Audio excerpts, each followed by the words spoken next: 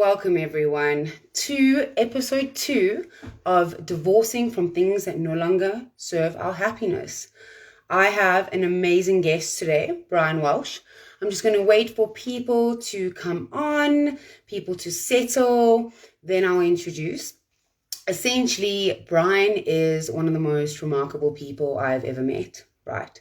Brian Walsh is also considered to be a leading authority on entrepreneurship and human behavior. He is the founder of the Real Entrepreneur Institute as well as the Real Success Network.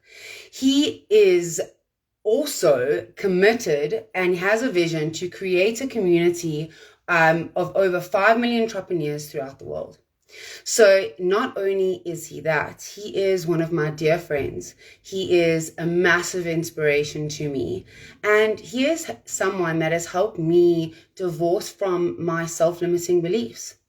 Essentially, whenever I do talks or whenever I would be doing legal things and legal stuff that I did, I always would never ever think that I was that good. Right? I always thought I should be doing better. I should be doing things in a manner that were a bit different to me.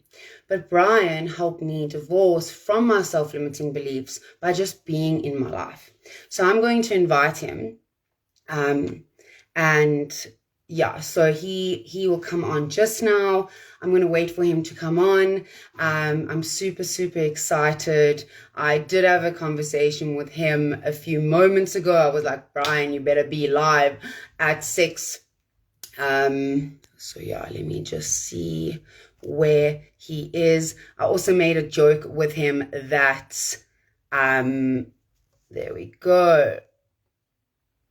The real Brian Walsh invites. I know, I told you. He's coming in, guys. He's coming in. How's it, Brian? How are you? I want to see where he is. I'm right here. Yeah, because your names didn't pop up, but now you're here. How are you? Thank you so much for joining me. It's a pleasure. Cool. So basically, I gave a little bit of an introduction of who you are, but can you just expand more? Like, what is your vision? What are your values? What is your purpose? Like, how have you helped me and so many other people? That's quite a lot in one go, but I think, as you know, I very much believe in the workings of Dr. John DeMartini around values, and my values are connection, learning, and travel. And so I built a business that, in simple terms, connects people on learning journeys on a global basis. So we're currently very fortunate. We run massive global summits with people from 150 countries and teachers like Robin Sharma and Deepak Chopra and Mel Robbins, to name a few that were on our last summit, and many others as well. And it's what I love to do. It's one thing to be a teacher. It's another thing to just see and help, hundreds of thousands of people connect on that journey of self-discovery, of self-awareness. And by doing that, seeing people actually make those breakthroughs and start to manifest and shift the things in their lives. So I actually want to share a story with everyone that is watching. Brian and I actually met, I think Brian's like a year ago now. And Brian and I, we actually connected from the moment that we started to speak. And what I was thinking about early on is that the one thing that was so remarkable about you coming into my life, Brian, was that you saw me and my purpose and what I envisioned for my life before I saw it, right?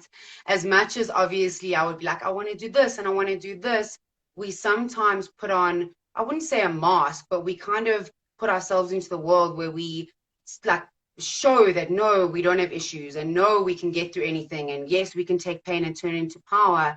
But you always saw kind of my essence, which always made me feel safe, and also allowed me to let go of my self-limiting beliefs.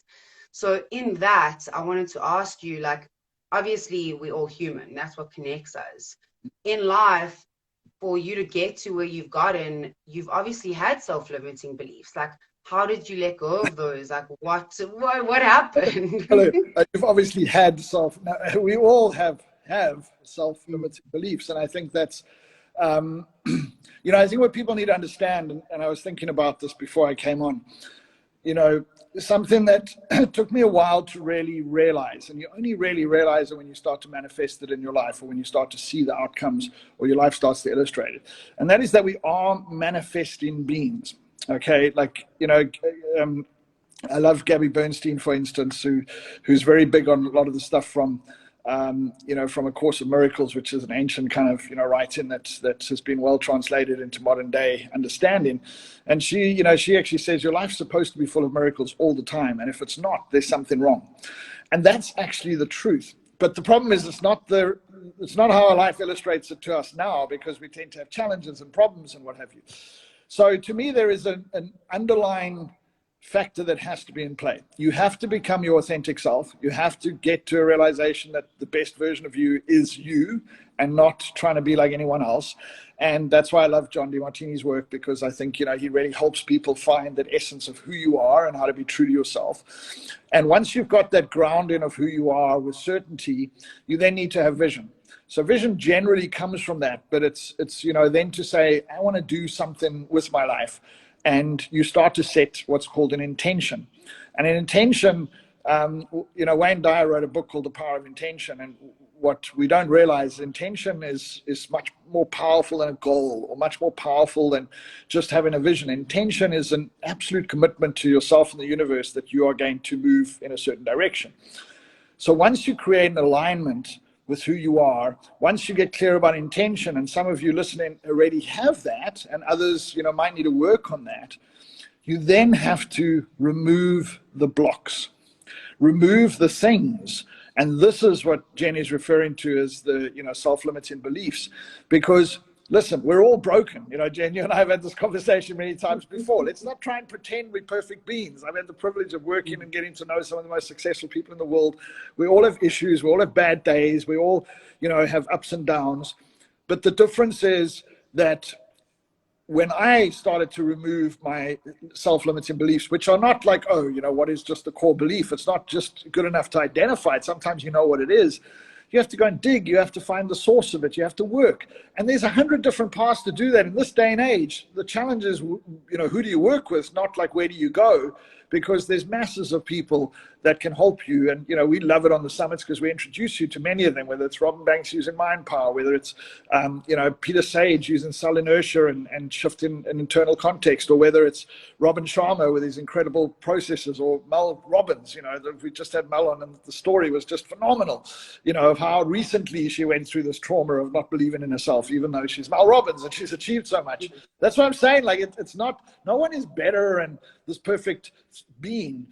The difference is you start to then manifest. And the truth is, in manifestation, the universe is actually there to serve you.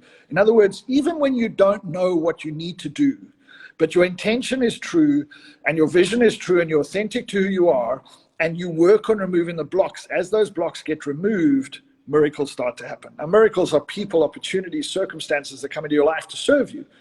And that's how life's supposed to be. So we've created such a block overall by, our conditioning of this thing up here between our ears.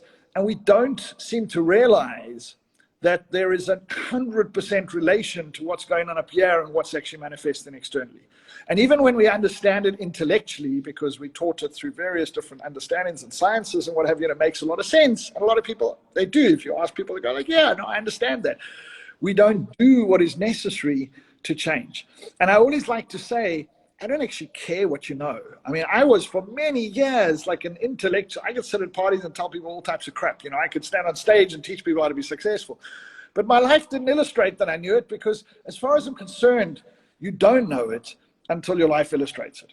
So in other words, look at your life and the reflection that you're getting back. And you can live in the fantasy of, yeah, but I'm grateful and I'm all happy, but everything's freaking screwed up in your life. No.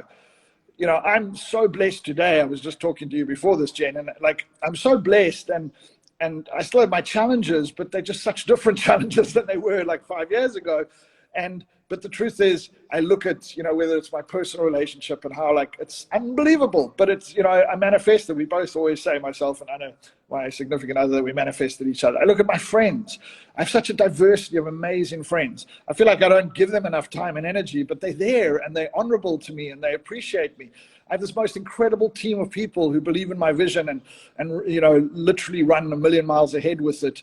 You know, Saj is just in the room as well. He's like one of them. And Hello, Saj. Hee hee. it's unbelievable how blessed life can be, but you don't manufacture it.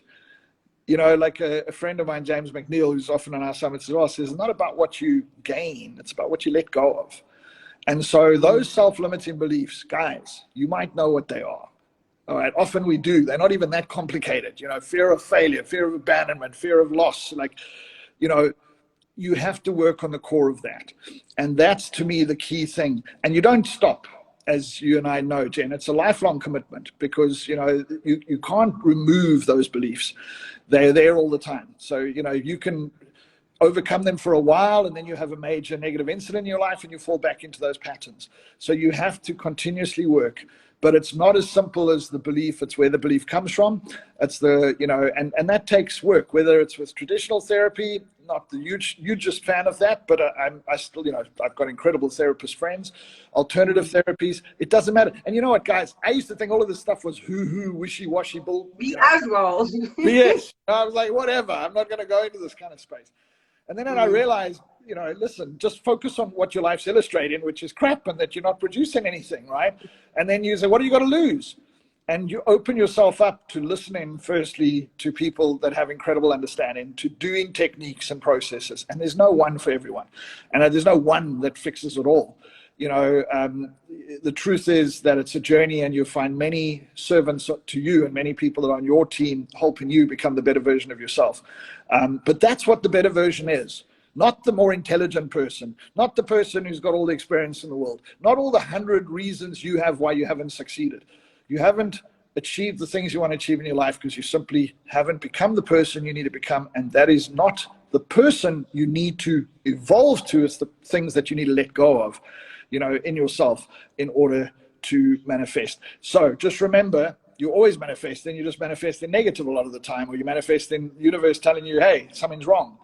But also that the foundation has to be there. Find out who you are and be authentically who you are. To me, without that, you're always going to get knocked down, even if you're doing the right stuff all the time. So, you know, those blocks, I don't have a single solution for it. I've worked with so many different people. I still work with people. And I work with people like Jen has been a huge help to me in certain areas of my life. We're one of those beautiful friendships where we've both supported each other on our journeys, you know, and we're in very different stages of our journeys. But the truth is, at the end of the day, sometimes it's somebody to listen, sometimes it's somebody to understand, sometimes it's just somebody to reflect. But sometimes it's requiring meditation or hypnotherapy or deep process. You know, you can go whatever route you want. A glass of wine and a laugh. And like, so I think like people, that's what I think is so cool, is that you get to that point where like a lot of people think that learning the tools to fix things is the hard thing. I've found on my journey that unlearning has been the hardest thing. It's the not believing that you can do something, and then you do it, and then you go, okay, I did it, onto the next thing, onto the next thing, onto the next thing. And people always have this perception, like they'll go, yeah, are you not doing that because you're scared of failure? And I kept getting this question over and over. And the one day I was actually in an interview, and without even thinking, I think like my subconscious just came in and said something. And I said, I'm not scared of failure, I'm scared of success. And as I said that, I was like, oh my God, because I was so scared. The minute that you become successful, you become different. Your friends that were your friends start to see you differently. If you're making different choices, like, oh no, I don't want to come out drinking and partying, I'd rather work or do this. They're like, you've changed. And that thing used to hurt me, like, oh my God, I've changed. And now I'm like, I know, thank you. Like, it's a compliment for me now. So I think it's also about being in an environment where sometimes we outgrow our environment. And that's why people get divorced. That's why people break up. That's why people leave jobs. But when we leave that space and we go, oh no, that was a failure, I should have done better, we hurt ourselves so much. Yeah. And I think like it's natural to divorce from things and divorce from, like, sometimes I know one of my self-limiting beliefs was that I wanted to change the world and people's worlds and humans and heal them and make them feel better. But I was like, little old Jennifer in South Africa, how could I do that? And meeting you seeing you being in the space that you are in and the people that are on your stages, those like Les Brown, for example, I listen to he calls them tapes, which is so cute, like over and over and over again on the treadmill. I remember in that stupid stepper at the gym going, I need to leave my job. I need to leave my job. I can do it. I can do it. I listened to the same talk for 3 months over and over again every morning until the one day I was like, I'm done. So those voices help us. And like I one day was like, I want to be that voice for someone. That someone goes, because of what you said, I felt better. So I think when we get over our own self-limiting beliefs and our own blocks, as you said, and all these things, we actually get to add more value to the world. 100%.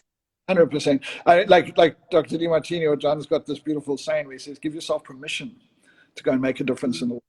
I mean, that's the irony of it all, isn't it? I mean, it's it's almost like we don't give ourselves permission to be what we are capable of being.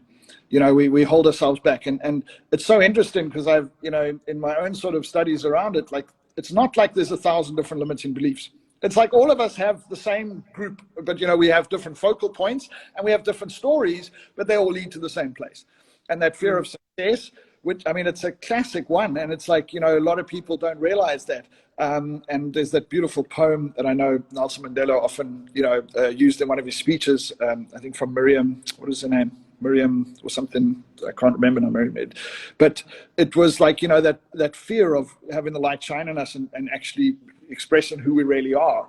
And I think this is this is part of what we got to work on. The fear is not even a reality in any context. It's like worry. It doesn't actually exist. It's just in our head. So fear is a natural way of trying to protect us. Now, the weird thing, and I mean, John Keogh wrote Mind Power. Like, I love the way he's talking about the brain is this big trickster. It's actually there to screw you up. And Gabby talks a lot about it as well, how the ego, she calls it, the ego does not serve you. Like, and so the ego is when you think you know better than somebody else. The ego is when you don't allow somebody to make, to be true to who they are. The ego is when you actually suppress. And we suppress others because we suppress ourselves. Most people that judge based on their own perceptions of themselves. In other words, people get angry at you about something, but the truth is they're just projecting their own fear or their own, concern about themselves and somebody else. And, that's one of the things, I think, Jen, one of the most liberating things that takes a long time for some people to get is you are 100% responsible. Not a single soul, not God, not the president, not the country, not the coronavirus, nothing is responsible for where you are in your life right now except yourself. And that is what we call self-empowerment, that simple belief and acceptance, because it's very liberating, because you realize, well, if I'm responsible, then I'm in charge. And I can do anything. Yeah. Cool. If it's the president's fault, well, damn, then I have to wait for a better president. Like if it's anybody else's fault, anybody else or any circumstance's fault, you're disempowered and you might as well just drink and do drugs because that's the only time you might feel a little bit better. And I say that very but at the end of the day, that we have to take responsibility and we have to be, responsible. And I think when you find flow, as I like to call it, when you find a journey where you start to witness true gratitude, because you start to see miracles in your life because of all these beliefs and because of the pain, because everything's there to serve you, ultimately, you start to realize that even the challenges that come into your life, even before they're there just to serve you.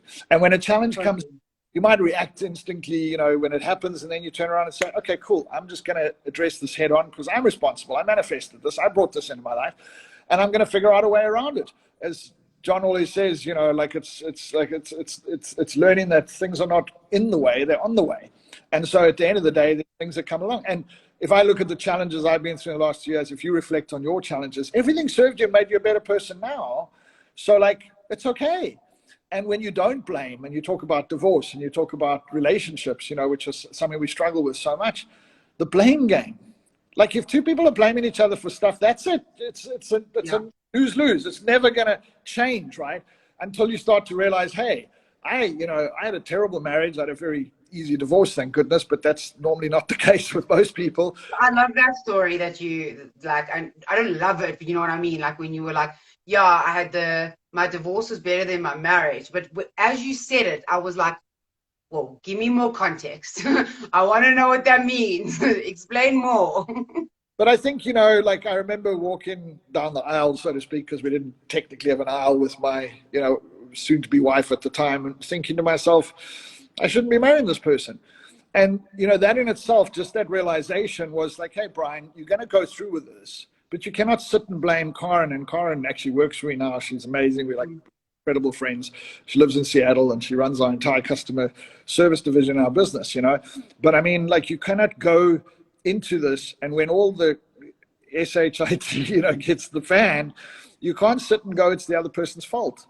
And it took me a long time to really realize that. And, you know, I've brought people into my life knowing exactly who they are and what they're going to do. And like, then don't be surprised. Like this friend, Bill Gibson, is, you know, used to use that famous saying, if it quacks like a duck, it walks like a duck, and it swims like a duck, it's not a freaking eagle. You know?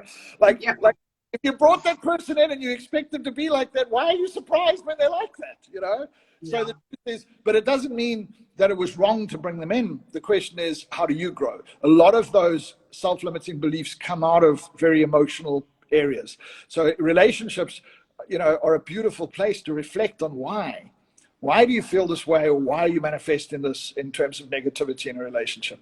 Because it's in that why that we find where the solution actually lies. And when we can let go of that, you know, we can, you know, I mean, I'm still pinch myself when I think of myself and Anna, because I'm like, how did I, how? Like, it doesn't make sense. How can I have such a But calm, do you still peaceful think person? that when you go, how did I, there's still maybe something, and I think we never ever get over totally our No, self-limiting beliefs. So if you have to say to me, I still pinch myself, like knowing that, because I know, like I've seen her, she's absolutely unbelievable. I can't wait to meet her. I'm so excited.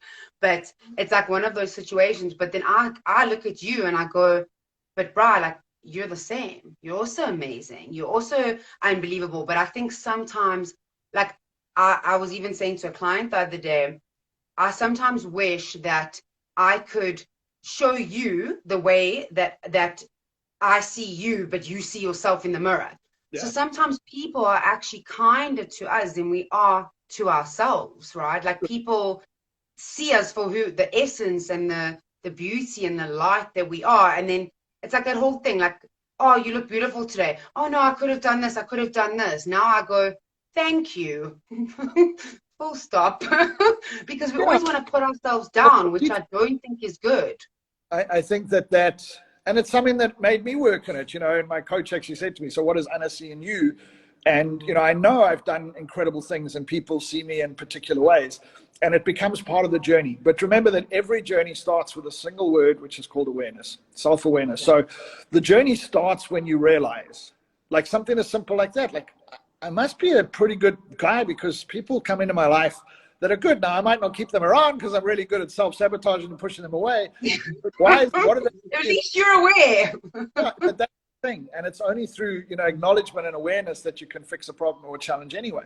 So you might not be, I mean, I had a massive breakthrough, with bringing my ex-girlfriend, Bronwyn, who's still a very close friend of mine, and she's another one I brought in my life knowing, like, I mean, she told me, I didn't have to know. She was like, we're not going to ever be together properly. It's going to be like this. And she got to challenge every insecurity I ever had about the crazy constructs about what love is supposed to be and connection is supposed to be. But it forced me to go onto a deep journey to realize that I had a reason why I had these fantasies about what things were supposed to be. And as I started to let go of those, and let's not kid ourselves, I mean, let go of all of them. And it's still a journey for me, right? But as I started to let go of those, that's when more and more, blossoming seemed to happen around me. Because what you don't get is that thing that messes up your personal relationship, you think it's just about your personal relationship or your significant other, it affects all your relationships. And that whatever it is in you that makes you not, and just understand this, guys, not the other person's fault. You attracted them into your life.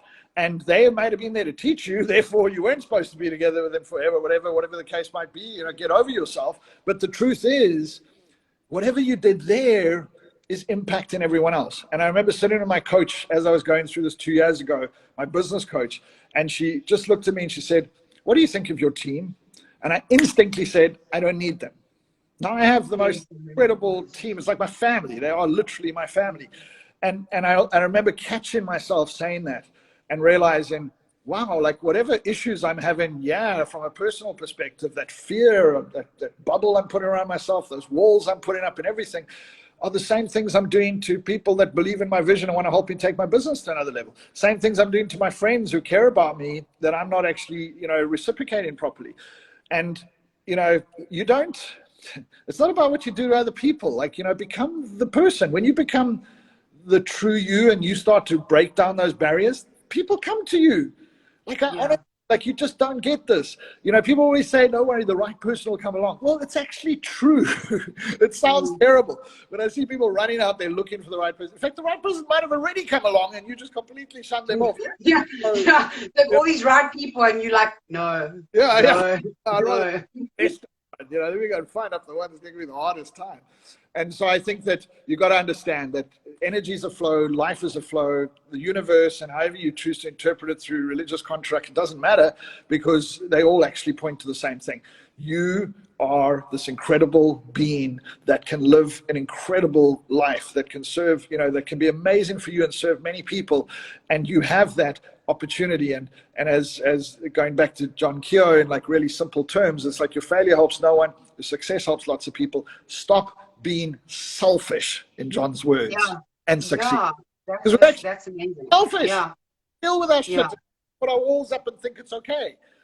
No. And I've seen your growth, Brian. Like I've seen, like for me, I remember one of the first conversations that we had where you actually reached out to me to help someone for you, like in that legal realm. And I remember thinking to myself, and the only reason why I could see this is because I was that, right? Like I do believe everything's a mirror. What you see in someone is a part of you, right? Like I didn't believe that people could be so cruel and evil because I'm not cruel and evil. Now I've had to take my lens and adjust it a bit. No, I swear, I was like, everyone's nice, everyone's kind. And then it was like, bam, this, bam. I was like, okay, maybe not everyone's kind. I trust no one. And then I was like, okay, I need a balance. But I remember the one thing, like when we were chatting and you were so committed to helping and fixing and doing everything for other people.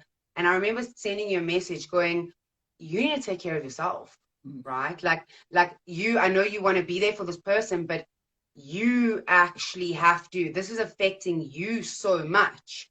And why that was such a pivotal moment for me in that moment is that I would never ever speak up like that when I would speak to people on their journeys with divorce and all of that, because I was like, no, I can't be, when I'm a lawyer, I can't see the person.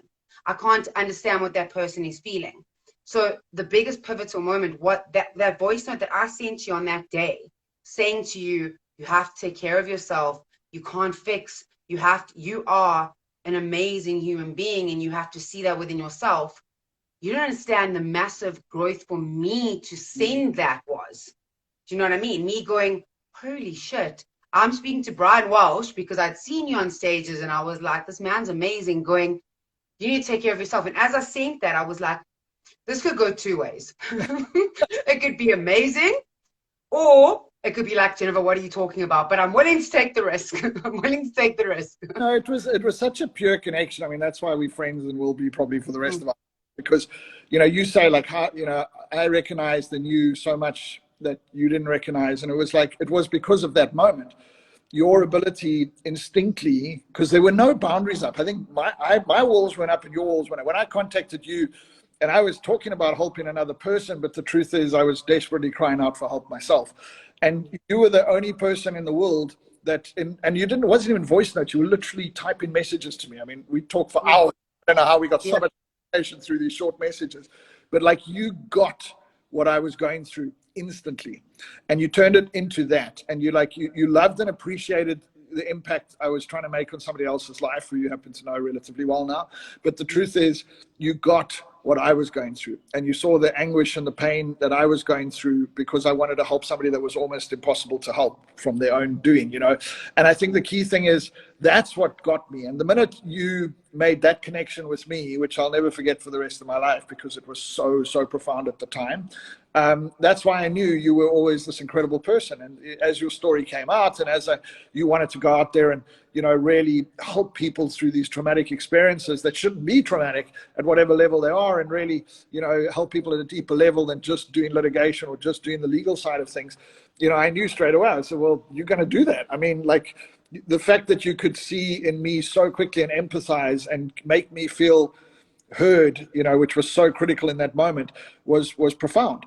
And so, you know, guys, you got to get people meet each other. And Jen and I don't see each other nearly as much as we used to, or connect as much as we used to. But, you know, that'll change when she moves to Cape Town. It is. That's what's going to happen. Manifest. Yeah. But I think the key thing is, you know, we needed each other in that time frame, you know, for those few months. And the truth is, this is what the power of manifestation is. You know, Jenny didn't appear. It wasn't a fluke. It wasn't a coincidence that we connected and that we connected from that point. It was our journeys unifying to serve each other. And this is what you got to get about people is, you know, there's no wrong or right. And, you know, when we look and go, this person's, there's no, like, by the way, no one's evil. No one's bad. No one is consciously trying to hurt you. Okay. And, you know, and again, I refer to Dr. DeMartini because his work in the breakthrough experience is one of the most profound works in the world. It's where he makes you not just realize that, but actually come to terms with that in your mind when you go like, I, you know, put this person in a pit because they were terrible and they did this and they, you know, they don't care about me and they hurt me and they cheated on me and they did all this stuff. And he makes you reflect on where you've done the same things, because when we go, no, but I'm not like that, bullshit. We're all like that. We all have good and bad. We all have happy and sad. There is no one side of any equation. There's always both sides. So the truth is, at the end of the day, the same goes, ironically, when you look at success. When you minimize yourself to other people and say, I can't be like them because, look, they are like this and this and that. When you learn how to own the traits that you see in them, you become the master as well. So when you let go of the traits that you see in the people that you minimize, and when you know, own the traits of the people that you put on pedestals, it transforms your life. But again, you've got to let go of those beliefs. Now, that's a technique that actually helps you tremendously let go of some of those beliefs. And I mean, John is one of the greatest guys to work with in that space, but he's not always that accessible, except with breakthrough. But I mean, there's so many incredible people. And I think what I love doing, Jen, is, you know, putting some of these great teachers in front of other people. John, I always have a personal thing when I put him in front of people, because lots of them have never heard him, and then they're like, who the hell is this guy? Where did he come from? He changed my life in your 2019 summit. Yeah. Like, literally watching that video and his talk, I was like, where the hell, like, and Justin Cohen invited me, and I was like, where the hell have I been for all these years? And then I just started consuming all of this like information, because there's nothing worse than feeling something, right? Like you feel that your values are something, but not being able to put it into words, and seeing it in words and seeing people live the way that I've always felt was one of the most like impactful things that I'd ever felt in my life. Yeah, I think that, I mean, there's so many amazing, you know, I mean, we are blessed in this day and age. You know, our parents and our parents' parents like had such minimal access to any kind of, you know, ability to really, you know, change who they were from within. And now we have so much, and it's kind of sad to see how people have access to it, but they don't use it. And part of it is that intellectual junkie kind of equation of like, well, I know stuff. Like, I don't care what you know. Like, yeah. No, like, I've got friends, I'm sorry, they're not even friends anymore, you know, because they're acquaintances, because they're like, I get you notion. It's like those friends that tell you how to be wealthy. Like, every friend wants to tell you how to be healthy and wealthy. Have you noticed that? It's like, oh no, but you must just do this. Invest in Bitcoin. Do this. You know, like buy assets or do this. Or, and then, oh, you must just exercise more and cut out sugar and salt, and, you know, like, and you go like, great. Can you look at yourself in the mirror? Thank you so much. You know, because like, I don't think we should take advice from anyone that hasn't actually walked the path first, you know. And I say that hesitantly because, you know, certain research people in our industry, it's part of the journey of walking the path. But the truth is, at the end of the day, knowing stuff means nothing. Like if you're illustrating, you don't know. There was a breakthrough for me in 2012 that really was the start to a major transformation through this last decade. It was like, if your life doesn't illustrate it, and it was actually a statement from John in a conversation that I had with him. He's like, if your life doesn't illustrate it, you don't know it. So like, just look at it. Like if you're unhealthy, you don't freaking know how to be healthy, even though you can write a book on it because we know the theory. But if you don't, can't act on it, if you can't overcome this, if you can't overcome the self-limiting beliefs, like a friend once told me, he said, Brian, she said, Brian, like, all you're going to get is that you're not practicing healthy things because you have a belief that says it is less painful to not do healthy things than it is to do healthy things. And we have to go and find that. And that's so don't tell me what you know, please. I think Einstein said exemplification is one of the best forms of teaching. Go and teach. And by the way, guys, we need to teach our children. We need to teach our friends. Don't tell your friends what to do. Don't tell your spouse what to do, please. Don't tell your children what to do. Just become an example. Become an example. Yeah, just become the example. Live a lifestyle that does that. My girlfriend's vegan. She's a model. She exercises 4 times a week with a trainer, goes to yoga twice a week with a trainer, gets freaked out because she's got 200 grams more than she should have on her stomach or something. When you're becoming vegan, Brian. But no, the point, she doesn't, number one, she doesn't put any pressure on me to become like her. Number two, she's an example because I look at her and how incredibly she's looked after herself and her personal journey and all that kind of stuff. And she's just an example. And you learn to love and admire that. She doesn't even have to tell me stuff. I'm just inspired by being with her because of the example that she is. That's what you're going to get, guys. This Weber, bullshit. Yeah. What does your life illustrate? And don't do it for other people. Never do it for anyone else. Do it for yourself. And that's when you're going to go and dig, find those limiting beliefs, and you're going to start to slowly corrode away at them and shift them. And you don't have to break them completely. The awareness and the recognition and the acknowledgement creates the break. And remember, they're always there because you can't delete what's in the mind. So you've got to keep going on this personal development journey to constantly make yourself a better version of yourself. And they will rear their ugly heads sometimes, and that's okay. You just acknowledge it and move. But the truth is, if you don't, and if you think everything's fine because you know everything intellectually, but you're not doing anything, you're stuck. And you're going to be stuck for the rest of your life. So, and I love the term you actually used in this talk, divorce yourself from these negative beliefs, because it's like divorce is not the easiest thing in the world. It's traumatic going through it. Like it's like one of those things where, and I actually had a funny thought. I was at gym the other day and I saw this guy with a personal trainer shirt on, but he was like very overweight. And I was like, if I had to get a personal trainer or a shirt that says like personal trainer, maybe I could also be one, right? Because it's like if I have the name tag. And then I started to think, would people go to someone that's a personal trainer that isn't fit? And we were even having that conversation about attorneys and all of that. And I know for me, whenever I give advice to someone, it is because I've gone through it. I can feel the energy. I can feel the pain. Like, yes, people always ask me, Jennifer, how can you give advice on divorce if you've never been divorced? I'm like, but I felt pain. And pain is pain, right? And like taking pain and doing something with it where you actually get to come out, not being better, but being more healed and a more healed version of yourself, that becomes more powerful. So yeah, so to close it off, Brian, if you have to give like one last like bit of advice to people on this journey that would make it not easier, but more settling, what would it be? I don't know that you want to take advice from the person that's been divorced 30 times so they can give it to you, And I think that you've been divorced hundreds of times because you've felt every client that you've worked with, and that's why experience is 1,000,000 times more than anyone that's been divorced. But I think, look, I mean, the journey just is self-reflect and just take ownership. And it's not easy. Confronting ourselves is one of the hardest things we do in the world. And even when we know what the limiting belief is, to go and confront what it is one of the hardest things, and we tend to resist it. We tend to have an identity, and the identity wants to stay the same.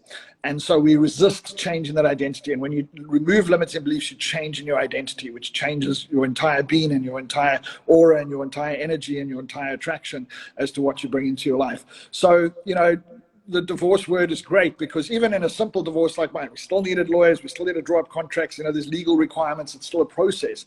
And sometimes some limiting beliefs, you're surprised are much easier to move past than others, but you got to face it head first. And so at the end of the day, just create that awareness and just say, hey, I'm responsible. I need to go out there and, like, how many incredible opportunities and miracles am I missing every day of my life because of these beliefs that are holding me back from actually recognizing them, let alone actually being able to use them? Well, the good news is they keep coming for the whole life. So, you know, that's a blessing that's beyond our understanding. But the truth is, you don't get to see them and you don't get to use them if you switch yourself off from it. And that's your job, and no one else is going to do it for you. Amazing. Honestly, thanks so much, Black Bri, having this conversation with you, because we have these conversations all the time. That's what's so remarkable. Like, we could chat for 3 hours about so much, but like having this conversation where people actually get to get value from it has been absolutely remarkable. And thank you so much. It's a pleasure, Jen. Keep up the amazing work, and I can't wait to see you in person again soon. Yes, I'll see you soon. Cheers, Bri. Much love. Bye. Cheers, everyone.